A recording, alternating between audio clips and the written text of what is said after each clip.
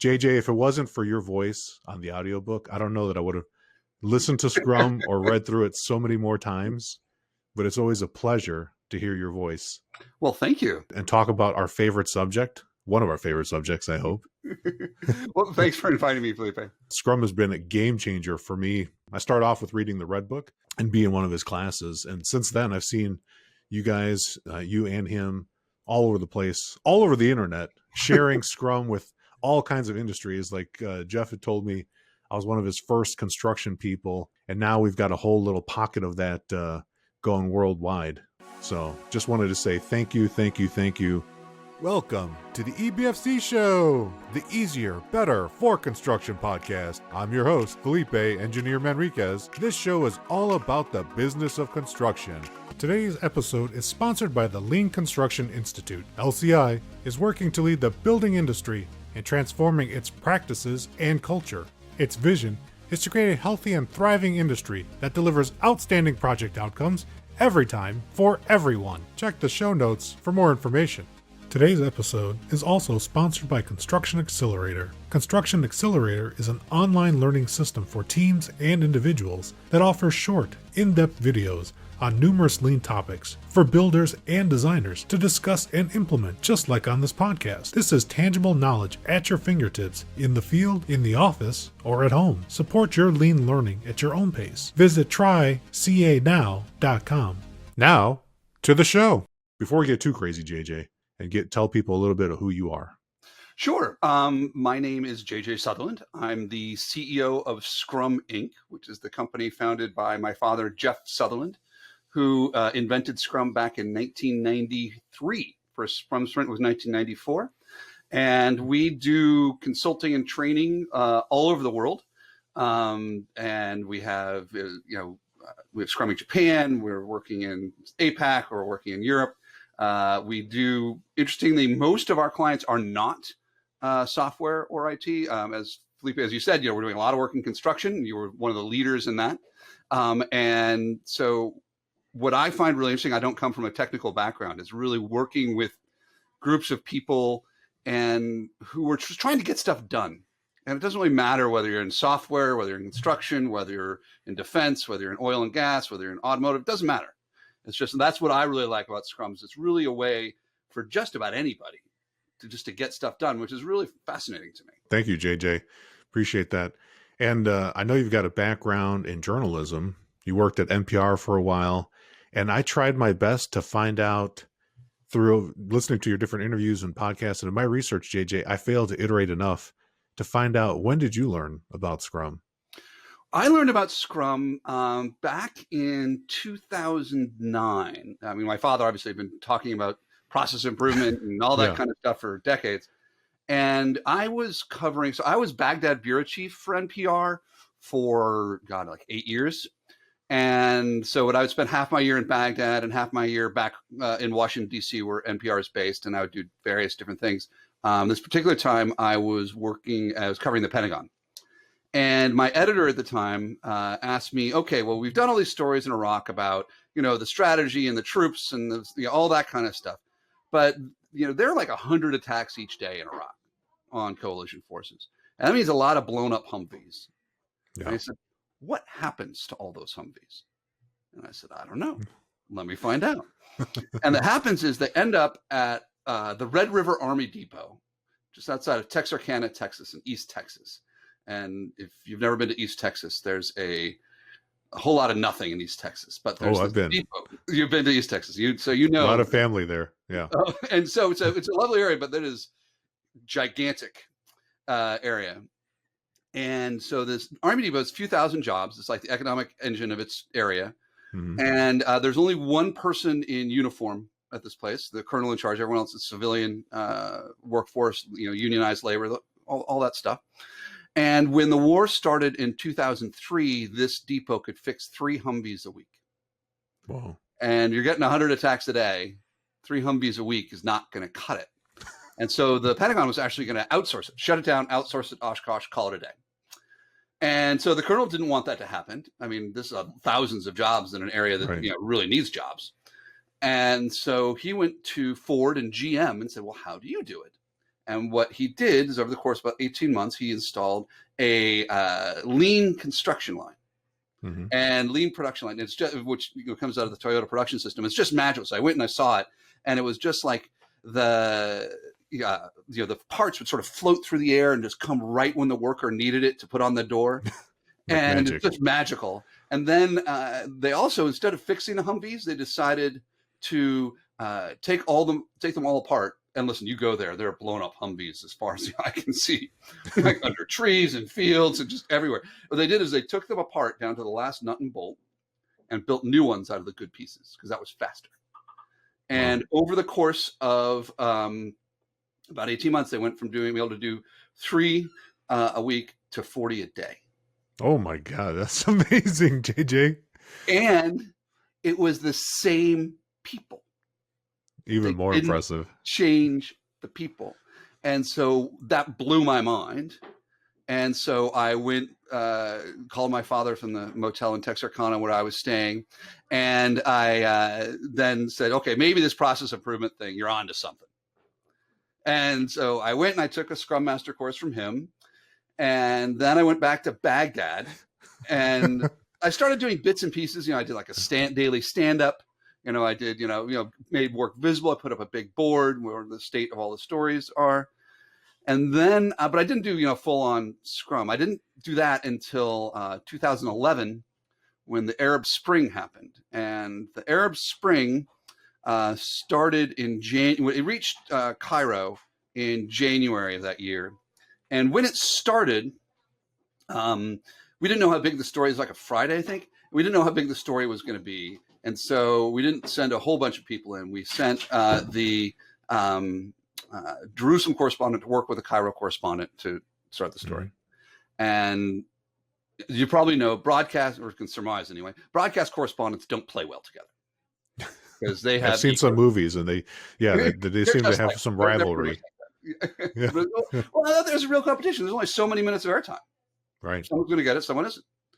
So they fought all weekend.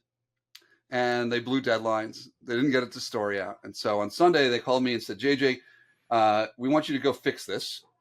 So we're going to fly you in, and we're going to send 3 more correspondents. This turns out to be a really big story.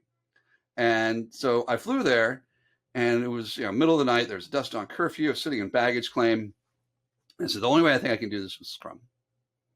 But I'm not going to, you can't use any of the words, because they would say, oh, that's just, management, garbage. We're journalists. We don't have time for that. We need a process. And so I wait, and I just put up, literally just took out Post-its and said, what's the most important thing we have to do today? Okay, we need a live hit from there. What's most important? That's the next most important thing. Made it visible. We had a Scrum board. We did, retrospectives, twice a day. We were doing 12-hour sprints because we had a morning show and an evening show. And then, I'd say, okay, what are things slowing us down? It could be anything from, we need, better hit on the satellite to, at one point, one of our correspondents was picked up by the Mukhabarat, the secret police. And they're like, yeah, that's slowing us down because, Corey Flintoff's in jail. So it can get him out of jail. I didn't realize he'd been in jail. He should put that on his resume. So it was amazing. And it was just this sort of fractious group of individuals became a team so quickly that it blew my mind. And that, later on that year is when I said to my father, let's write a book. Yeah. No, I'm so glad that you had to have that horrible experience, JJ, because I never would have come across it. Like I was dabbling in the lean construction, lean space, studying everything I could after somebody a decade ago told me that Felipe, there's another way to build. And I was like, nah, it sounds too good to be true. And I got involved, and it was because I was reading all these books about lean that Amazon, a company we both know, made a recommendation, and it recommended your book to me. And I said, well, this is an interesting red cover. It's like danger. It's a danger cover. So it caught my eye, JJ. And man, I devoured it like in less than 3 days. At that time, I had a really long commute. So I nearly finished the book in just 2 back and forths, driving from Orange County in California to LA County. The traffic That's a brutal commute. That's a brutal commute. I lived in LA. It's legendary traffic. I'd always be looking at the map, mystified, like, it's just 50 miles. Why did it take 3 hours today? It doesn't even seem real. The commute was so long, JJ, I had to start, deciding when to stop drinking liquid so that I can make it all the way home without having to go to the bathroom. Wow. Yeah. That's brutal, man. But no, your book and the way you tell it, it's so impactful. And I'm a huge history fanatic. I love to study the reason how things came together, and you guys tell such a good story. And in the Scrum Fieldbook, the book that you wrote recently, when did that get published? In the fall of 2019. Yeah, so I mean, it was just a year ago. Yeah. So before COVID, nice. Yeah. And what I really like in this book, and I think it's a great second book to build upon the Red Book, because you're given all these stories, and now it's in so many different places where it's way beyond software, which it's always been, but a lot of people don't realize that. It's just software was the first group of people, I think, to coalesce around Scrum. Mm-hmm. And then now other groups, you give all these examples. And I wanted to ask you as a follow-on question, like, I know that Scrum is older than Agile, hands down, undeniable. All the signers of the Agile Manifesto typically acknowledge it in their speeches. But what from Agile of the core principles is the most important to you? I'm gonna test you on your ability to prioritize of the 4 values. Which one do you find the most important? Responding to change over following a plan, without a question. I think we've learned that this past year, that we can have a lot of plans. I mean, I had a lot of plans in January of this year. I had a lot of plans, and by March, all of those went out the window. And I think, in my experience in talking to my clients and talking to just to people who do Scrum, that the Agile people who are practicing Agile, whether Scrum or other versions. I mean, Scrum is like 77% of all Agile teams use Scrum, depending on what survey you believe. Sure. But those teams that were Agile had a much easier time switching to remote quickly. I know we did overnight. Right on. It was a Saturday when the product owner of our public courses, and she and I called each other saying, we have a course on Tuesday that we cannot run. It's irresponsible. And I said, yep, but we're going to do it virtually. And she said, but it's Saturday. It's going on Tuesday. And it's going to be horrible. I said, listen, the first 10 of these are going to be horrible. But let's get them out of the way as fast as possible. Let's fail fast and learn. Exactly. So we did. And I've heard that story, the similar kind of story of just being able to really just flip a switch from a number of different Agile teams that I've worked with. And so that is also the other thing about responding to change, is that it allows this ability to adapt quickly. And there's this classic, line, it's not, I'm going to misquote it here. It's not the strongest species that survive, nor the most intelligent, but the ones most responsive to change.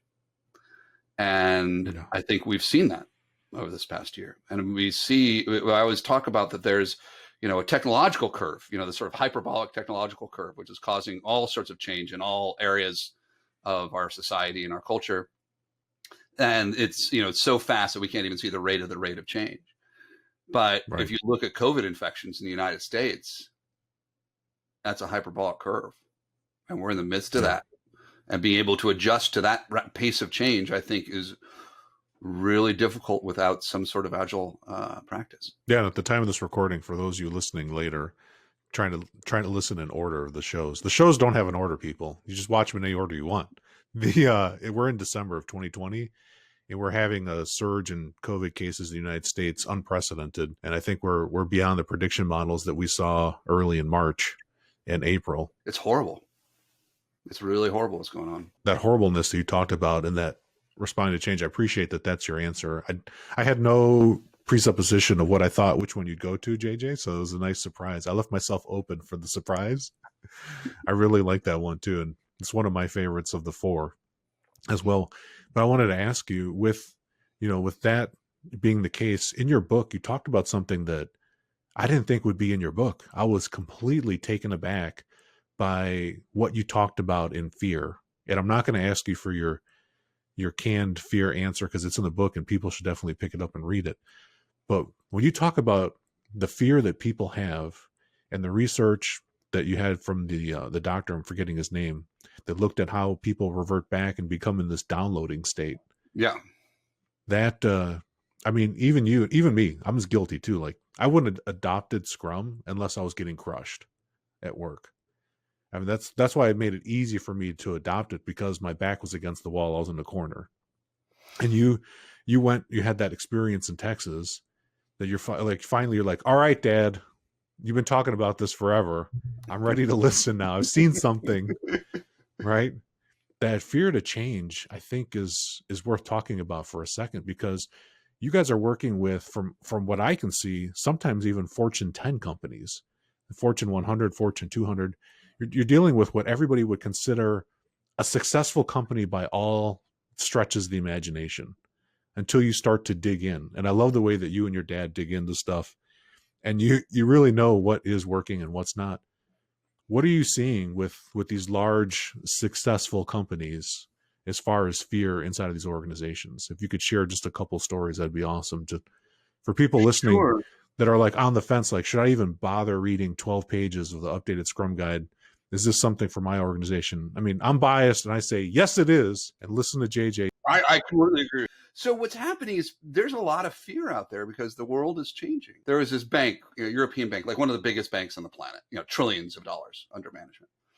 And they called me up and I said, well, why are you calling me? You have all the money. And they said, well, no one wants to work for us. No one wants to work for us. We can't get talent. And we're having these little fintech startups come and slice bits and pieces of the value chain. Another bank, Deutsche Telekom, was telling my father around the same time that Amazon went into Germany and started making personal loans, small $5,000, $10,000 loans. It took Deutsche Bank like 3 weeks to approve those. It took Amazon 3 seconds. Wow. And the Deutsche Bank says, we've lost that business forever. But what if they do that to mortgages, where our real money is? I think that a lot of these really large companies are afraid of being disrupted. I think the one that really scared them was Airbnb disrupting the hotel industry, hundreds of billions of dollars in real estate. All of a sudden doesn't matter. Like, it's complete disruption. I think that's one that I hear a lot about people being frightened about. They see the speed at which sort of the tech giants of Amazon and Google and Apple, et cetera, are doing it. And they're really worried about some of those just completely taking away their business. I mean, Amazon is scary. Like most tech companies can release, once every couple of weeks, like software companies, some can do it every day. Amazon does it more than once a second. That's incredible. And Amazon's not a perfect company by any stretch of the imagination. I'm not sure if I'd want to work there, but they're fast. They're really fast. And so with that kind of speed, and there's about a couple of years ago when they said, we might get into the healthcare or the pharmacy market. And you see, the past couple of years, all these massive multi-billion-dollar healthcare mergers. That's because they're frightened, because this technological disruption is really, really changing things forever. It's going to continue to change things at a more faster rate. I mean, it's just amazing. And, DeepMind the other day just figured out protein folding. Something people have been trying to do is a massive AI, Google AI project that people have been trying to figure out for 50 years. DeepMind also does the Go. That's one of the things it does, becomes the Go master.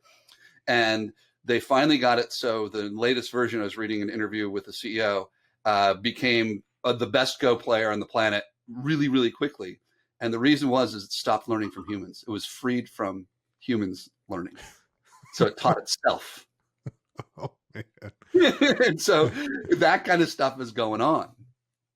And it's just remarkable. Yeah, it's like you said in the book, JJ, like every day we go to sleep and we wake up and by decision, we recreate our organizations all over again. And now you've got a non-sleeping entity just iterating all night, 24 hours a day. A buddy of mine who's big into AI, I said, what are you afraid of? And he goes, I'm really afraid there'll be a strong AI that is really just obsessed with making more and more perfect spheres and will enslave the entire human race to making spheres. That's a valid fear.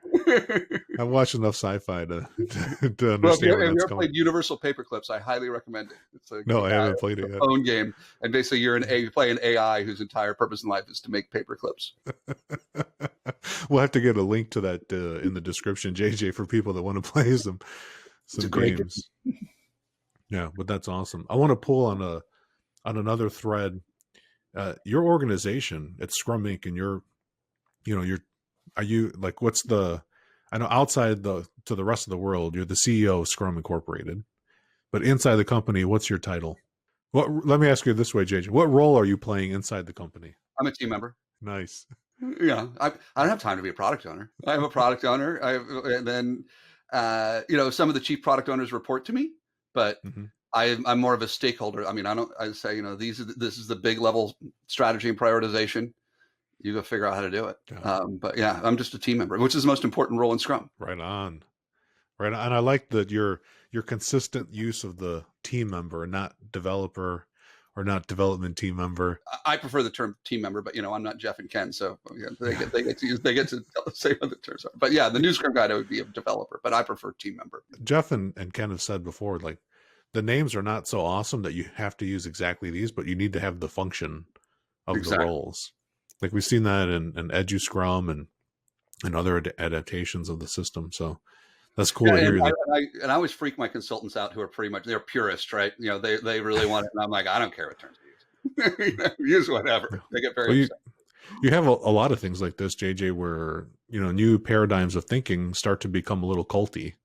Yeah. And then you can have people becoming like holding up the, this is the only way. And this is the only way we can have adaptation. No, there are many ways. People who are, sort of religious purists of it, just drive me crazy. It's, because what happens is they're doing Scrum to do Scrum, not to get something done or to solve a problem. And that's the whole point. Yeah. It's not to do Scrum. It's not to be Agile. It's to solve problems, provide solutions, deliver value. Deliver. Exactly. It's like we had the same thing in the 90s, the same time that Scrum was coming out, 1993, 1994. Another group of people out of Berkeley were studying scheduling in the construction industry, and they developed this system called the Last Planner System of Production Controls, which is also a pull system, which also limits work in progress. And people today, fast forward, it's been over 20 years. It's almost as old as Scrum. I think it came out in 95. There are people that I bump into in our industry, and this is like a fringe thing too, like Agile practice. It's not widespread. And they'll say like, are you a purist in this system, or do you just phone it in? Or like, and where are you in this? And they're always trying to figure out like, do you do it by the book? And then by the book, when it came out in the 90s, the people that wrote it had given examples, and it's become like a cargo cult. One of the examples that they gave was they gave the spreadsheet to do a short-term schedule. So everybody thinks that when they're in this part of the framework, they have to have a spreadsheet. And this is totally not true. It turns into a cargo cult. And the founder, one of the founders is still alive. And he's like, I'm so past that. Like, I don't know why people do it. And then it's what, you talk about in your book of like the rules. Like when you were at NPR and you wanted to have 2 shows back to back. So I was down running Morning Edition because like when I wasn't in Baghdad, I was sort of a fix-it guy at NPR. I reported to the CEO, and he would just send me around to fix things. And so the Morning Edition was having some problems. And so I went down there to produce the show that morning. And the first morning I was there, and I wanted to do 2 interviews in a row, what we call 2 ways. And the Morning Edition staff, which obviously kind of resented me because I was the fix-it guy, was like, JJ, you just don't get Morning Edition. We can never do 2 interviews in a row. We have to have an interview and then a produced piece, because that's just the sound. That's who we are, JJ. You don't get it. That's what our listeners expect. And I say, that is the stupidest thing I've ever heard in my life. And I know, JJ, look, it's a rule. And they pull the 3-ring binder off the shelf and say, see, it's written down right here. And I was like, I'm going to let you people get away with this today, but I'm going to find out who wrote that rule. It took me like 3 or 4 days to track down this guy named Jay Kernis, who was the first executive producer of Morning Edition back in 1978. And this is like 2004, 2005. And I called him up and said, Jay, what's with this rule? And he goes, oh, JJ, the reel-to-reel tape machines couldn't rewind fast enough, so we had to make sure that we spaced these things out. And I was like, we haven't used reel-to-reel tape machines in 15 years. But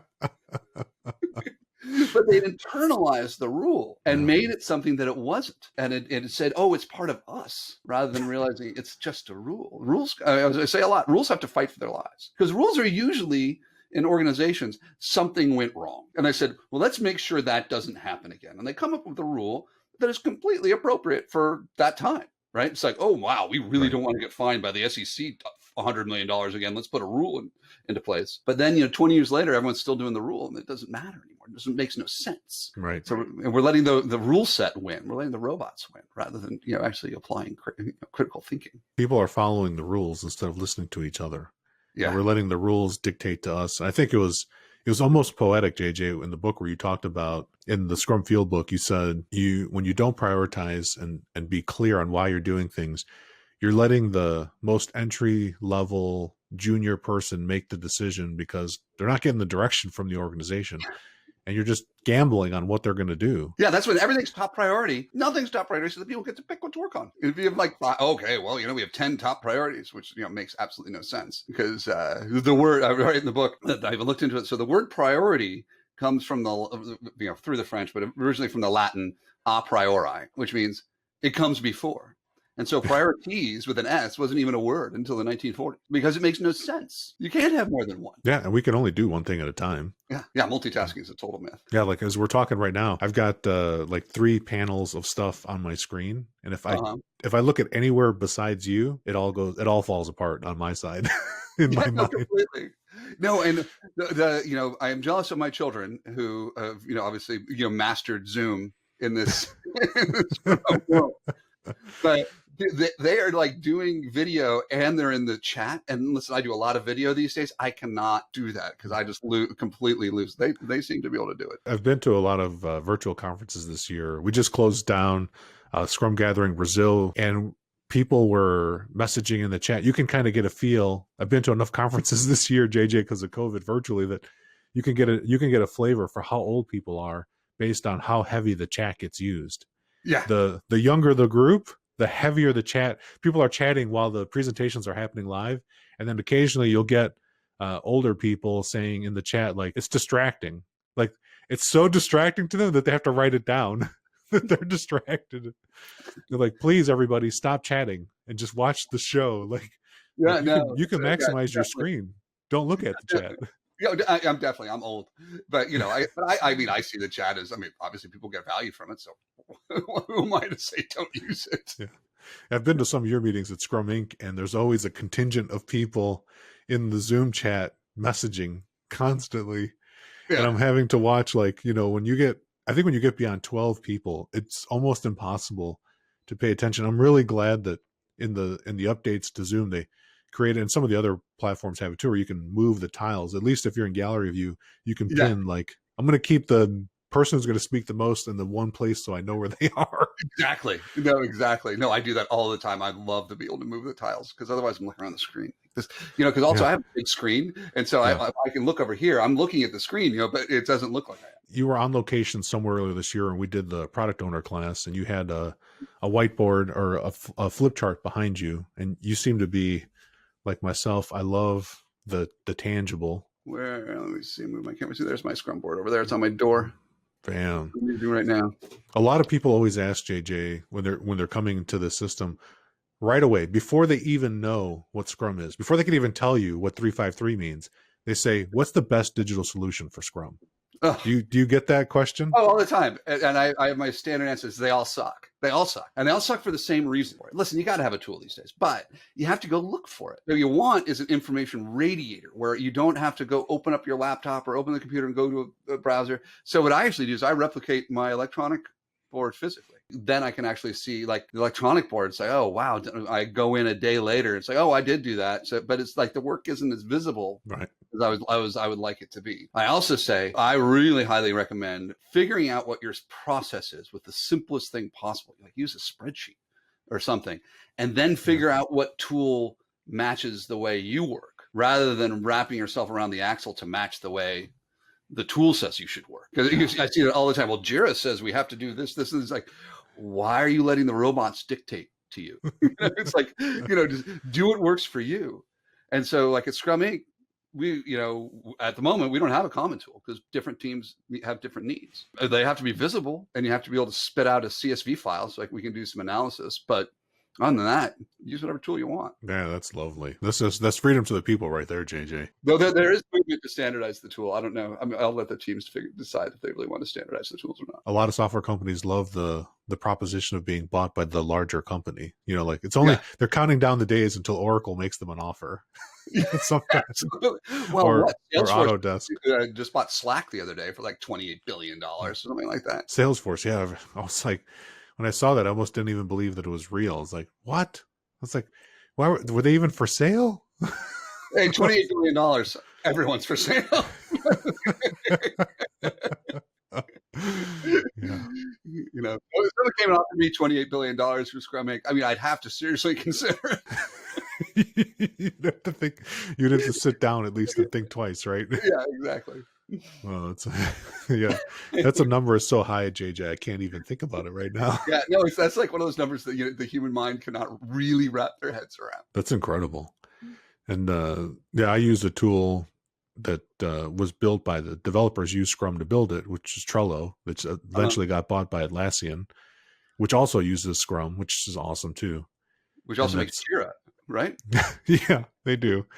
And it's and there's a little bit of competition there for the two. It's like, you know, one's like heavy duty developer tool. Get your process down first and then find the tool like you do.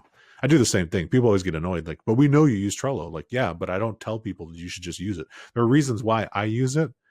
And it might not work for you. I use Pivotal Tracker, which is pretty, you know, it's not quite as lightweight as Trello, but it's pretty lightweight and it's fine. You know, it works. A lot of the consulting teams use Jira because a lot of our clients use Jira. And so they're like, we want to be in the environment that our customers are in. Some of them use LeanKit. Some of them use, there's a Microsoft Azure tool that some of them use. Planner. Yeah. Yeah. And then there's, you know, is that Mondays, which is always like they have the sweetest name, like Mondays. What are we doing? I remember I first saw that advertisement. I'd get emails. I get emails like every day, like, hey, check out this tool. And I've already got the boilerplate response because it's like the 55th email. But you know, keep them coming, people. Keep sending them my way. Like, it's cool to see the new stuff coming out. Like Mondays that I see it as it is now, from when I looked at it a couple of years ago, it's radically different. So it's cool to see these different companies innovating. Yeah, well, they're iterating towards a better product. Thank you for sharing your transformational moment when you finally were like, all right, I'm going to listen. What is this Scrum thing? And it transformed for you.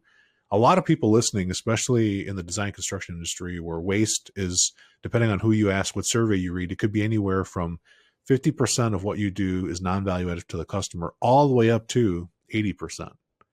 So sometimes it's more valuable if people just didn't even come to work. You know, based on from the client's perspective. I'm not saying that these smart people aren't doing things intentionally. They're not. They're a function of the system and the structure that they're in.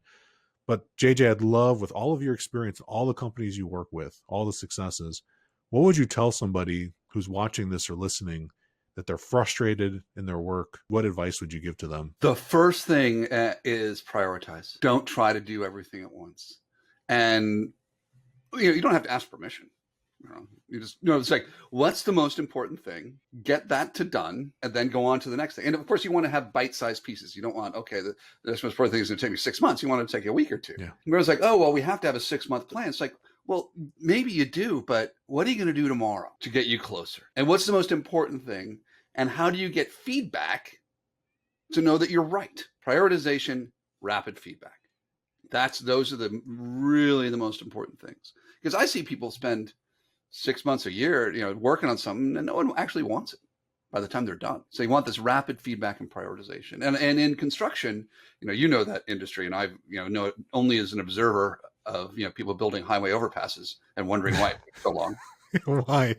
Why does it take 5 years? I'm sure there's good reasons, but there's a lot of waiting that's unnecessary. There's a lot of waiting. A lot of waiting. And so like one industry working with this is oil and gas. And what I've learned about oil extraction and gas extraction is it's a lot of waiting. And it's basically, can you get the right people and the right equipment at the right times? And then a colleague of mine, Fabian Schwartz down in Colombia, is working with a gas company. They're extracting from this gas field.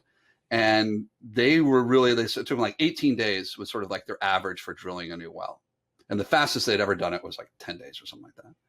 And by just prioritizing and making everything transparent where everything is, they went from 18 days to an average of 6 days. Incredible. 3 times faster. Because they were looking at those wait times. How can we get those wait times down? And they didn't invent any new technology. They just did it. It was just looking at the wait times and saying, where can we cut down the wait times? Thank you for that, JJ. Have you had people come to you? Because if you work with organizations for a little bit, it takes time for the learning to sink in and people to get the repetitions. I think Joe, he shared a story about bringing people into a garage, and he was teaching Scrum by having people build a car, like some plane engineers at some point. Could have been a sob story. Probably was a sob story.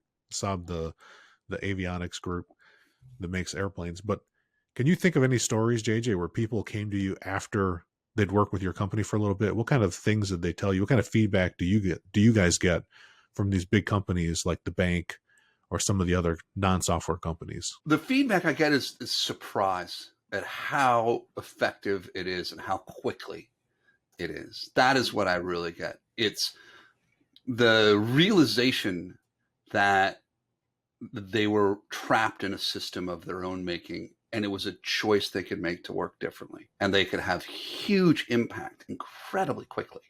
Because that is one of the really great things about Scrum, is because it's not just construction, 80% waste. It's just about everywhere. But if you just stop some of the stupid stuff, like everyone knows, we should prioritize, we should focus, we should not get distracted. Everyone knows that that's a better way to work, right? Everyone knows it, but they don't do it. And what Scrum does is give you a framework that allows you to do it. And it takes discipline. It's not easy, but very quickly you can get results, very quickly. And that's what really impresses me. And I think that's what I hear from my clients, the people I talk to, is if you do it and you're disciplined about it and you're committed to it, you can get dramatic results very, very fast within months. That's incredible. Surprise. I'm surprised at the surprise. And JJ, I love what you said too just now. You said you don't have to ask permission. So for everybody out there that's working in any kind of organization, even if a family, like my family knows that when we do anything, in my mind, invisibly, I'm using the Scrum framework for all the things we do all the time. Right. Even when I use other methodologies, I'm still bringing in what I know from Scrum and following that process because it is so doggone reliable. It's incredible. It works every time. So I always tell Jeff, Jeff, I'm trying to find where it doesn't work. And when I work with teams, especially the more skeptical teams, I always tell them, it's worked every time so far. I'm excited that you might be the first team it doesn't work with, but they always disappoint me, JJ. It always works. No, I used to tell people it works everywhere, but now I don't do that because people are like, oh, it can't work. And I said, listen, if you find a place that doesn't work, call me and I will come and write a paper about it. Yeah. It does. Yeah. We've had a lot of people writing, in the traditional, and I came up and I got my project management professional certificate. I studied the 12 areas of project management and sat down for a 4-hour test and had to study for months to this way. And I'm like, wow, do projects really organize this way? The answer is no, they don't. They don't actually do all 12 of those functions that are each like a book long, but I still maintain the credential, JJ, because there's been a shift even in project management circles to become more agile. And there is quite a few people, quite a few PMPs that are writing about, talking about, and using Scrum every day in project management around the world in many different industries. But what I wanted to ask you is with all of that, you still get these people in, holding on to the old way. And the old way was only, project management as a profession has only been around in the last 100 years. The profession didn't exist in the 1800s. It's new, but people are holding on to it like it's been here forever. And I just saw someone had wrote, this has happened to me twice this year, JJ. And I want to know, does this happen to you? Someone wrote a paper about these traditional methods. And one of the people that read the paper, who knew the author, tagged me in and said, hey, what do you think, Felipe? And then they got us so that we were having a debate on LinkedIn about this traditional method. And the person in their paper had just talked all kinds of smack on Agile is garbage. It's a fad. It's going to disappear. Nobody actually does Scrum. People that defend Scrum always just reference you back to the Scrum guide, and they don't tell you how they actually do it. We went back and forth, and if anyone's listening, they want to find those posts, I'll point you to it. But I want to ask you, JJ, because you have an entire organization dedicated to Scrum. Do you guys get pulled into fights like that online? I try not to, because sort of my standard belief is don't feed the trolls. But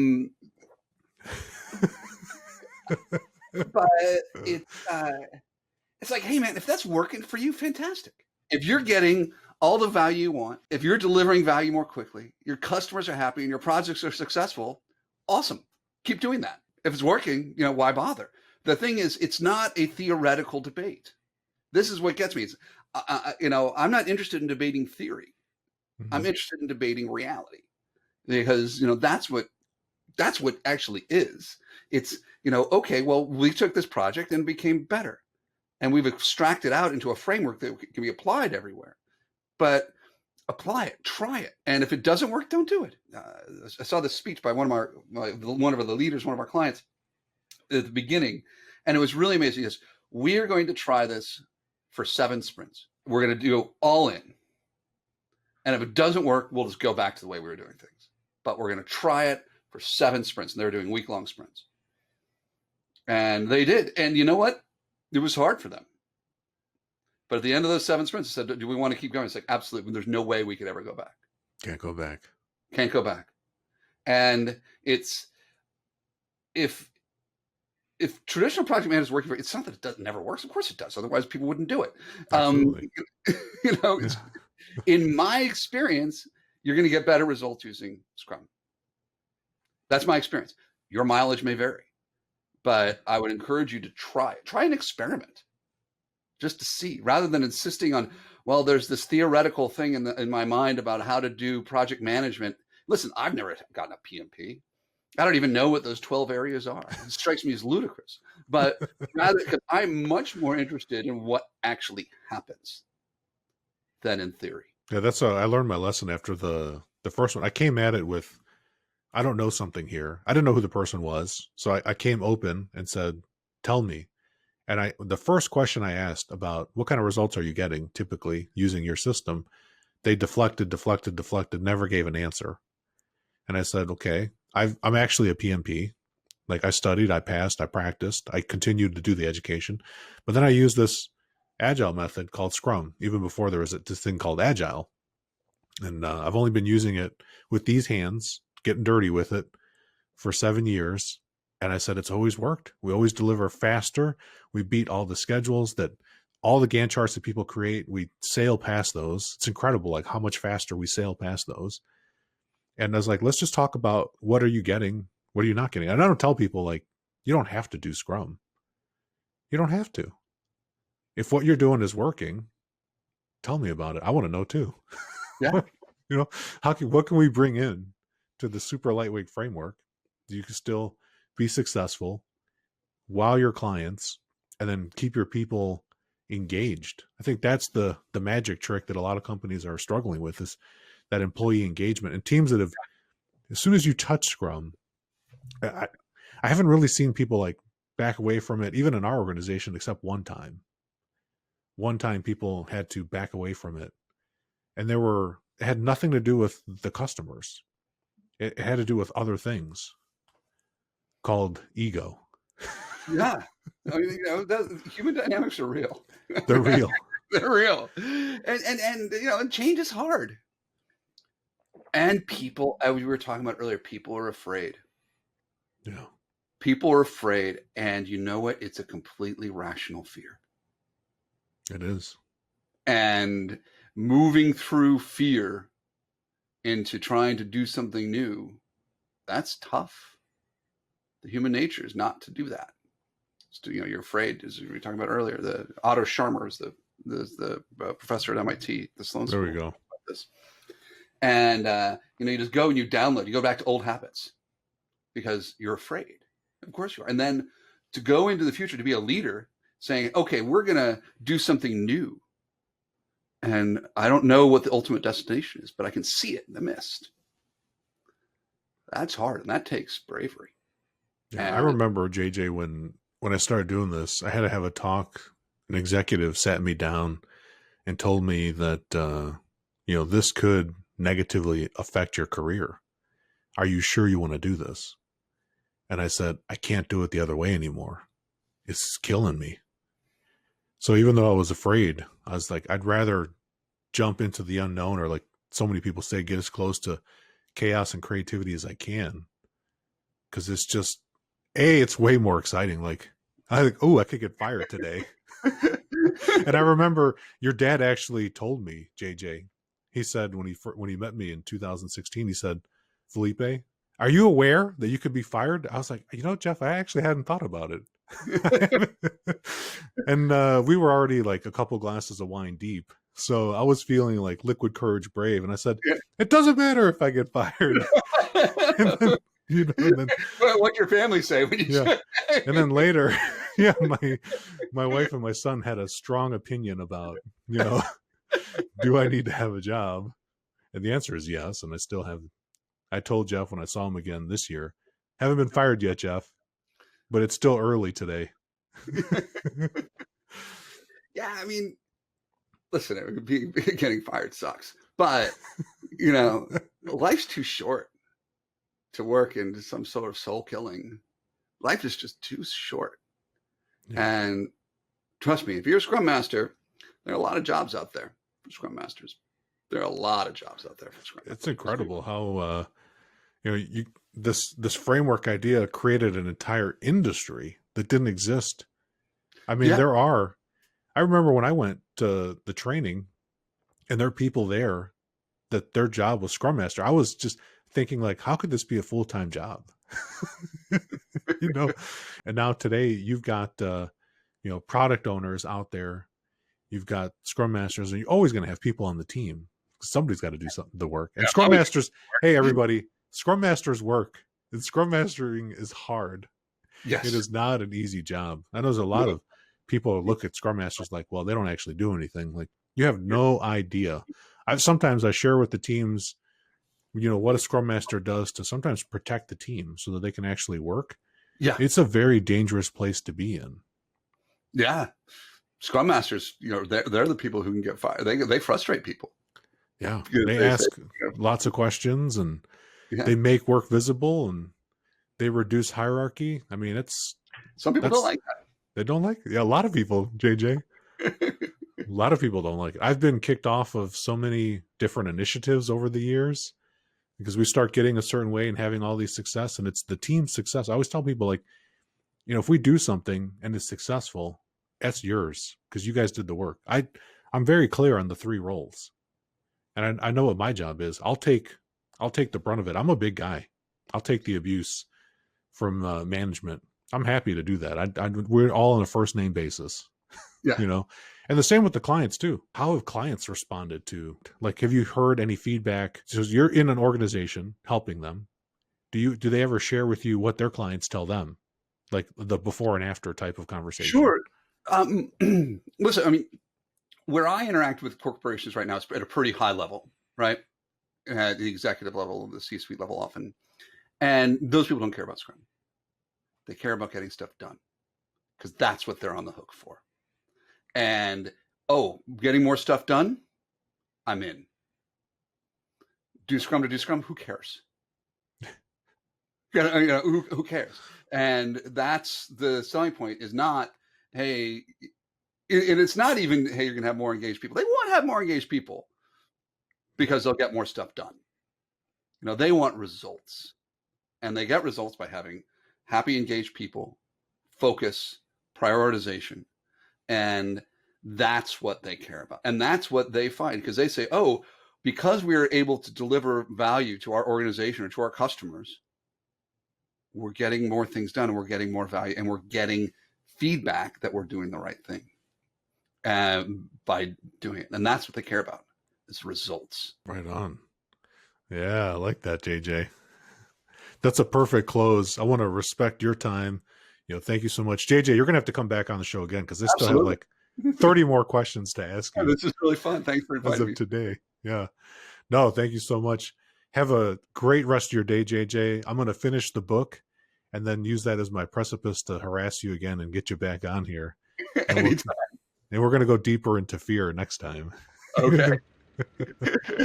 Yeah, I have a lot of thoughts on that one. I know you do. Very special thanks to my guest. I'm Felipe Engineer Manriquez. The EBFC show is created by Felipe and produced by a passion to build easier and better. Thanks for listening. Stay safe, everybody. Let's go build.